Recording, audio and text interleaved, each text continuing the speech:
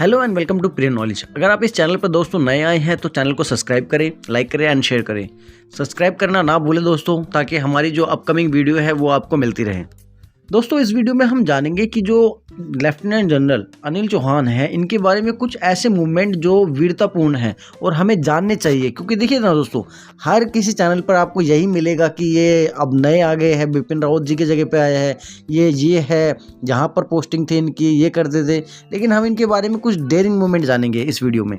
उन्हें सेना में बेहतर सेवा के लिए विशिष्ट, अति विशिष्ट, उत्तम युद्ध सेवा मेडल मिल चुका है। अनिल चौहान जी यूएन के पीस कीपिंग मिशन के दौरान वो अंगोला में मिलिट्री ऑब्जर्वर के रूप में भी अपनी सेवाएं दे चुके हैं। दोस्तों आपको बहुत कम ही पता होगा, जो अनिल चौहान जी हैं इन्होंने परमाणु हमले और उनके परिणाम पर आधारित जो है एक पुस्तक भी लिखी है। वह युद्ध कला के विशेषज्ञ माने जाते हैं, अगर आप लोगों को नहीं पता था।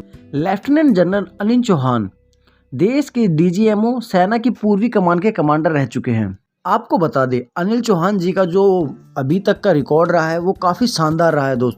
दोस्तों बता दें, नेशनल सिक्योरिटी काउंसिल सेक्रेटरीट में मिलिट्री एडवाइजर के पद पर तैनात थे हाल फिलहाल में जो हमारे नए सीडीएस है। रक्षा मंत्रालय की तरफ से भी एक प्रेस कॉन्फ्रेंस आई है। उन्होंने कहा है कि भारत सरकार ने लेफ्टिनेंट जनरल अनिल चौहान को अगले चीफ ऑफ डिफेंस स्टाफ के रूप में नियुक्त किया है, जो भारत के सैन्य मामलों के विभागों के सचिव के रूप में काम करेंगे। रक्षा मंत्रालय ने कहा है कि लगभग 40 वर्षों से अधिक के करियर में लेफ्टिनेंट जनरल अनिल चौहान कई कमांड संभाल चुके हैं। उन्हें जम्मू कश्मीर और उत्तर पूर्व भारत के आतंकवादी विरोधी अभियानों का व्यापक अनुभव है। जनरल बिपिन रावत की मौत के बाद से ही सीडीएस का एक पद खाली था, ये तो हम सब जानते ही हैं। आपको बता दें जो दोस्तों, ये हमारे नए सीडीएस हैं, ये एक ऊर्जावान, पेशेवर व सक्षम अधिकारी रहे हैं। यह नियुक्ति के अनुभव, ज्ञान और क्षमताओं का प्रतिफल है। यदि एक इंसान के रूप में इन्हें देखें तो ये उत्कृष्ट व्यक्ति है, क्योंकि दोस्तों इनको जो है काफ़ी अच्छी नॉलेज है, क्योंकि ये कश्मीर वाले जो बॉर्डर इलाके हैं उनमें तैनात थे। इनको बहुत बढ़िया टैक्टिस है, और इन्होंने जो है पाकिस्तान के साथ साथ चाइना को भी ऑब्जर्व किया है कि वो कैसे काम करता है। तो इनका जो टेन्योर है काफ़ी अच्छा रहेगा मे बी। जनरल चौहान के सामने जहां एक तरफ सेना के तीनों अंगों यानी जल, थल, वायु के एकीकरण और थिएटर कमांड बनाना एक बड़ी चुनौती है, तो दूसरी तरफ वहीं आपको बता दें दोस्तों, बॉर्डर फ्रंट पर चीन से चल रही तनातनी और पाकिस्तान की पैंतरेबाजी से निपटना भी एक बहुत बड़ा चुनौती भरा काम है।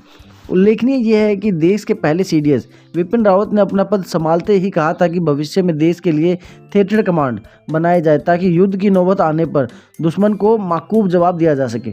बिपिन रावत इस प्रोजेक्ट पर काम कर ही रहे थे कि उनका हम सभी जानते हैं तमिलनाडु में कैसे उनका निधन हो गया, जो उनका चॉपर था वो क्रैश करने की वजह से। दरअसल थिएटर कमांड एक ऐसा संगठित ढांचा है जिसके तहत सभी सेनाएं संसाधनों का एकीकृत कंट्रोल तैयार किया जाता है। यानी दोस्तों, जब युद्ध का टाइम आता है ना, तो उस टाइम पर क्या होता है कि अब आर्मी अपना अलग काम कर रही है, नेवी अपना अलग, एयरफोर्स अपना अलग, नहीं, उन तीनों को मर्ज किया कर दिया जाता है। और देखा जाता है कि जब वॉर हो रही है उस टाइम पर सबसे ज़्यादा ज़रूरी क्या है, एयरफोर्स को भेजना, नेवी को भेजना, या हमारी जो इंडियन आर्मी है उसको भेजना, तो उसी को हम थिएटर कमांड कहते हैं। तो इसी के लिए जो है अब जो हमारे नए सीडीएस है काम करेंगे। इससे पहले जो है विपिन रावत जी काम कर रहे थे इस प्रोजेक्ट पर। हमारे देश के नए सीडीएस ने हाल फिलहाल में कहा, कांटों भरा ताज पहनकर हम देश को सशक्त बनाएंगे। इसका मतलब दोस्तों ये है कि ये काम बड़ा ही ट्रिकी काम है, बड़ा ही जटिल काम है। इसको कोई भी जो है आसान ना समझे। इसमें पूरे के पूरे देश की जो सेनाएं हैं उसको एकजुट करना है, कहाँ पर किसको क्या नीड है ये टाइम टू टाइम गवर्नमेंट को देना है, किस देश के साथ कैसे युद्ध अभ्यास करने हैं, किस देश को कैसे कंट्रोल करना है, ये सब का सब देखा जाता है सीडीएस के अंदर। जब दोस्तों थिएटर कमांड बनाई जाएगी तो देखा जाएगा इस बारे में।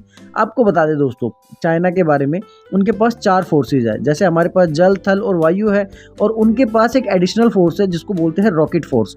रॉकेट फोर्स में क्या होता है, उनके पास सिर्फ एक रॉकेट की ही एक फोर्स है, यानी वो सिर्फ रॉकेट ही बरसाएंगे किसी दूसरी कंट्री में ताकि बढ़त मिलने में हासिल हो सके। तो ऐसी जो प्रॉब्लम्स है उसको इंडिया कैसे काउंटर करेगा, ये भी अपने आप में एक बड़ी चुनौती है।